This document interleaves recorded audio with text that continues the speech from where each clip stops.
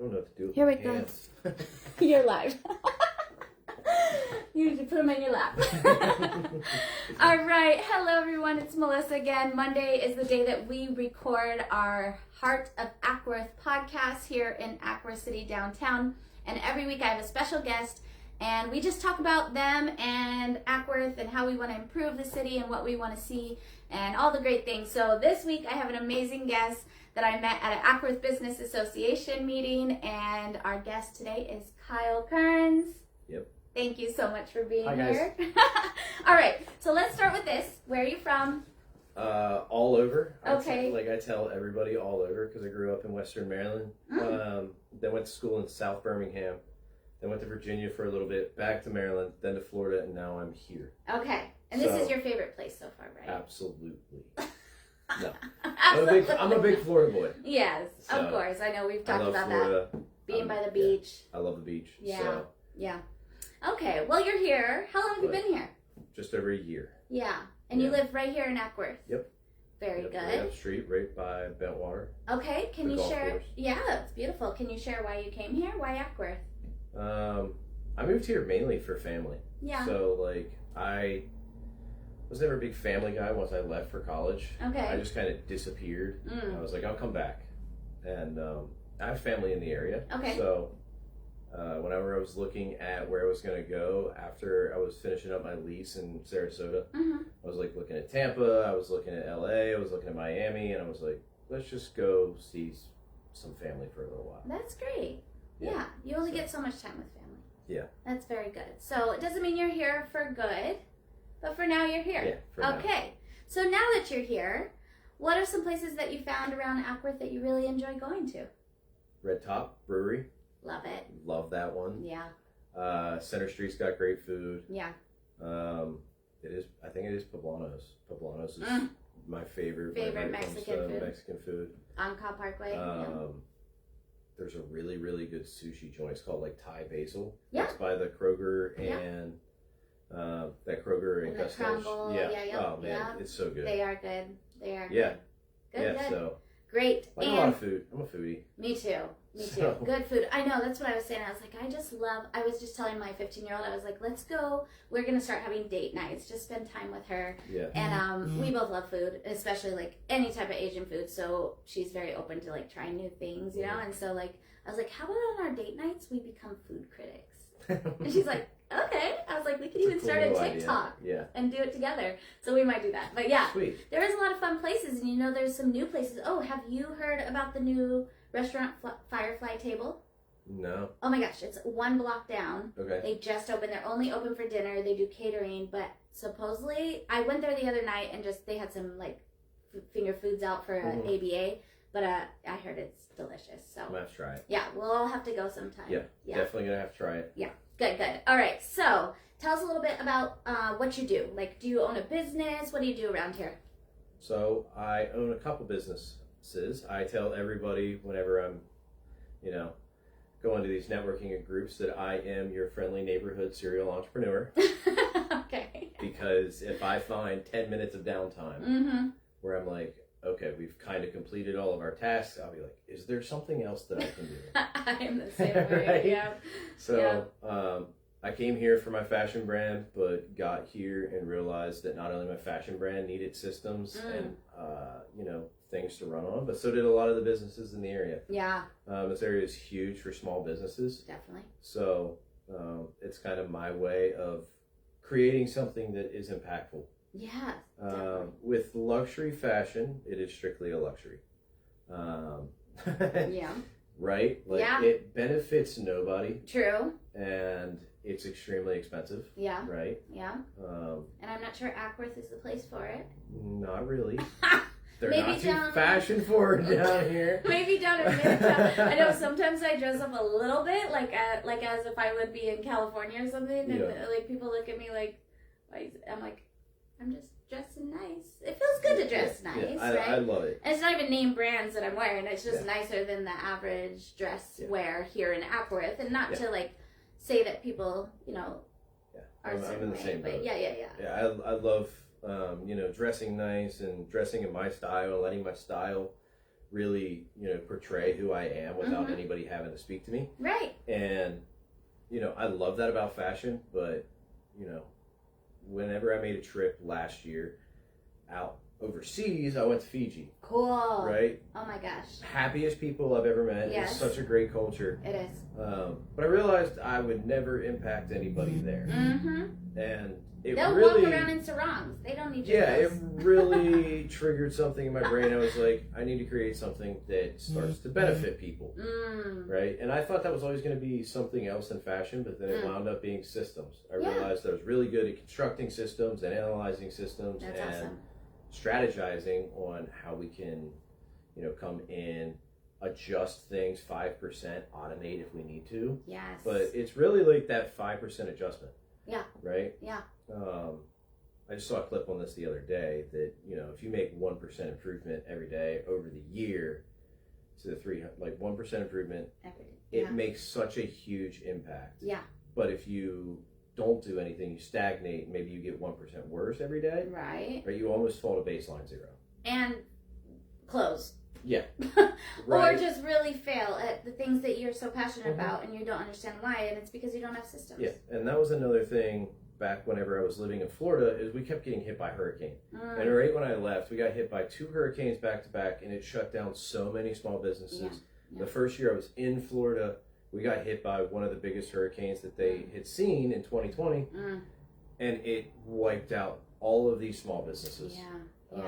People that were just holding on by a thread. And next thing you know, one natural disaster and it's done, lights out. Yeah. So, kind of all of that has played part to build the company that I'm working on, and it's my big, passion project and thing that eats away at most of my time, and it's Good XO. Yeah. And it's just, we come in, we strategize, we use a 24-point system, we look at the entire business, and we're like, what can we do first? Yeah. Right? Yeah. And then depending on your budget, do we need to deploy automations? Can we start with just a small system? Like, where do we go to scale you to the next step where we can implement more? Right. Because most businesses, well, I don't want to say most, have you ran into some businesses that don't even have a contact management software? Yes.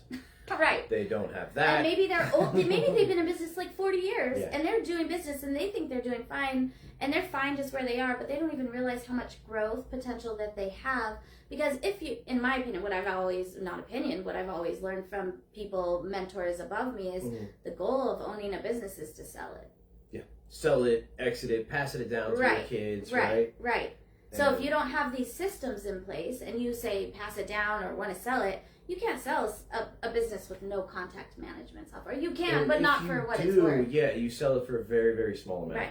Right. And that is my big mission right now, is making sure that people are aware of that. Yeah. I said it so much just because I lived it, right? I owned a service-based company. We didn't have anything in place. We sold it. We want it to be nice, of course, right? We wanted to give somebody else the same chance that we got when we got into the business. Sure. So we sold it for a lot less than what we should have. But again, we were still looking at monthly valuations whenever we sold it. If we would have sold it with my truck, we would have sold it with all of the supplies. We would have had these systems in place. The half that I sold would have sold for yearly valuation, not monthly. Sure. Right? So it's I've lived this. I've worked for 2.5 years and sold for a very low monthly valuation. Right. So you understand people's issues when you first go in. Like you said, you do a whole evaluation. You could see okay, here's just the bare basics. You don't even have that. Let's help you get that set up. I mean, this could even be used in homes, right? If you think about it, they're with multiple kids and families and stuff, and there's systems in your home that keep your home running. So why not do that for your business? Absolutely. So let's talk about this, because I think this is a very big topic, is AI. And you love AI. I love AI. I'm a big fan. I love it. I mean, I use an AI robot for my phone calls. I've had people, when I do call them back, they're like, can you tell me about that system you have? Because that was awesome. I was able to have a whole conversation and leave a message, but it felt like I was talking to a real person. But there are people out there, both in business and then also just people that don't own businesses, that are like, AI is going to take our jobs. No, they're not. It helps you speed up so you have an idea, and to make it come to life, it takes time. shortens that amount of time that it takes to go from idea to product. Right. Right? Right. Because we don't know everything. No. And even if you go to school and you're the best business person, you still don't know everything. And AI is a tool to have access to things you don't know. Yeah, I was using this the other night. I was like, it is literally just a tool, like a hammer, like a screwdriver, right? We accepted all of these tools whenever they came in. I mean, for example, fashion, right? I refused to accept the sewing machine.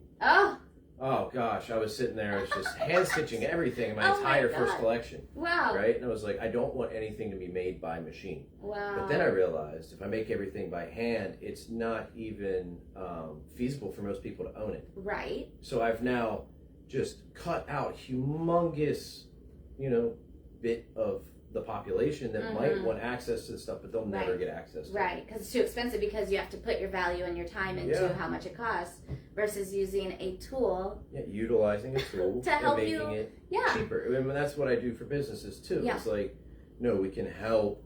And like, I'm even running SEO and email marketing and ad packages so much cheaper than what it used to cost. Right. Because I automate 90% of it. It's amazing. Like the rest of it is automated, and we're just building content at that point. Right. And business owners so much get like their energy drawn in so many different directions, doing things that they don't know how to do or that they should like delegate to either automation or someone who knows how to do it, like setting up the automation, right? Like if you're a business owner, especially a new one, like do not go try to do that stuff yourself. Don't try to build your own website. Don't try to set up the automations unless you absolutely know how. I would never waste my time doing that. And it sounds like, oh, that's kind of like you're being kind of cocky or whatever people want to think. But no, it's actually being a smart business owner. It's like whenever, I said this the other day, whenever the best CEOs hire a person that is good at one task. Right. And they are really, really good at making sure that they hire a person that is really good at one thing. Right.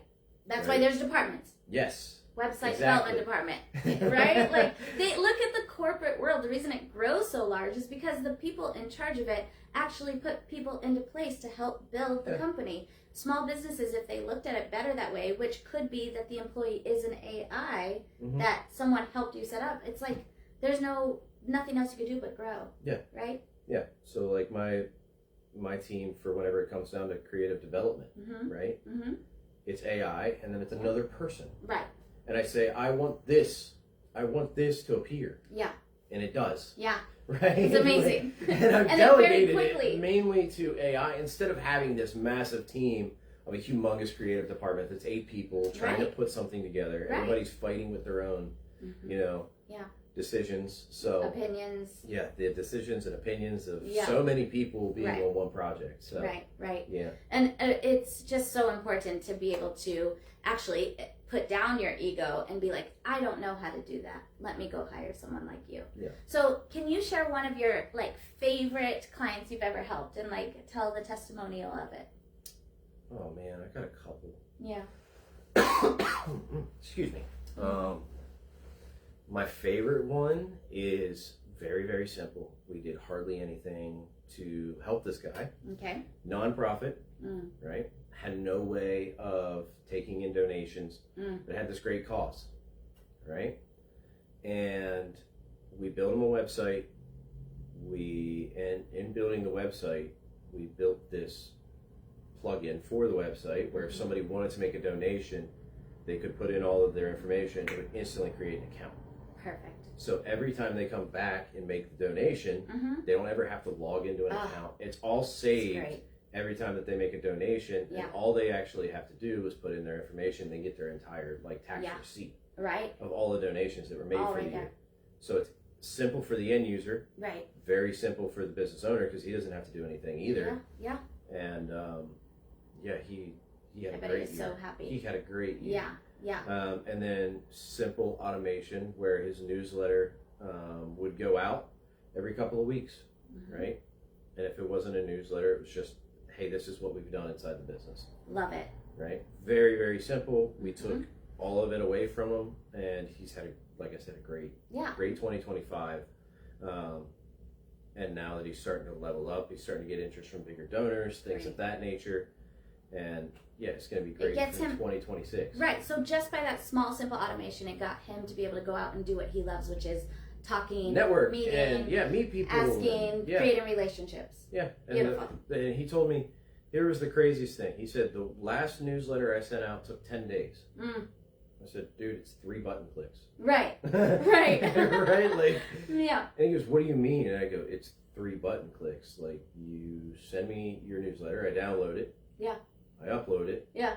I click send. And it goes to your entire list. And he's like, how? And I was like, the AI will do it for us, man. Yes. Like, it will run, yeah. you know, batches of You 50, 100, whatever I want to set it as. Right. And it'll just slowly start to push them out. Drip them out. Mm-hmm. Amazing. Yeah. All right. So, here's where we're going to get to, like, how we could improve Ackworth using things like your skills. If you were hired by the city to bring more business into the city, because here's where I'm going with this, is that I bring this up on the podcast quite often with all my guests. And you go out, how old are you, like 30-something? 28. Just kidding. Oh. Here we go again. Just kidding. We won't get into that. Okay. So you've been to Woodstock, I'm sure. Gone to cool places there. Do you go to Kennesaw much, or is that not quite? I got an office in Kennesaw. Okay. What about like to hang out, drink, party, hang out a little bit? Yeah.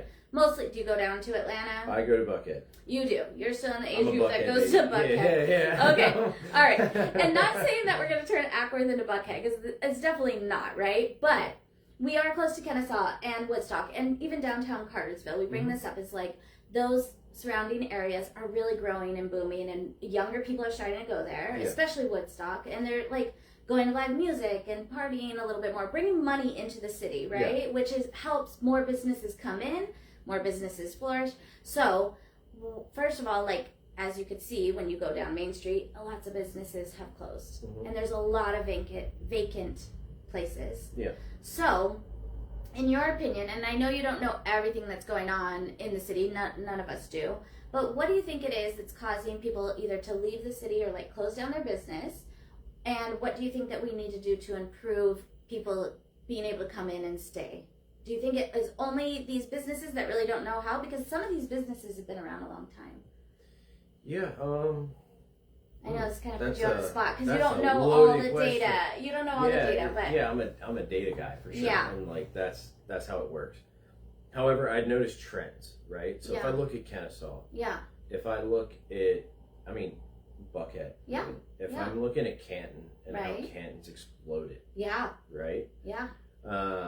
It's neighborhoods, schools, and some type of nightlife, right? Like, I know I was out in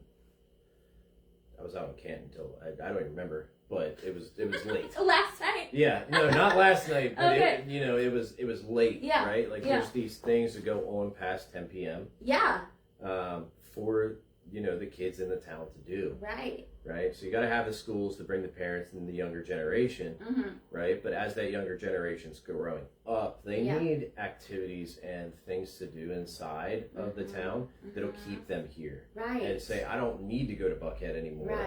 I know that there's going to be stuff out here. However, the reason that Buckhead blows up is mainly because of the music talent that comes in down there. And, the amount of money that's being transferred from one to another down there.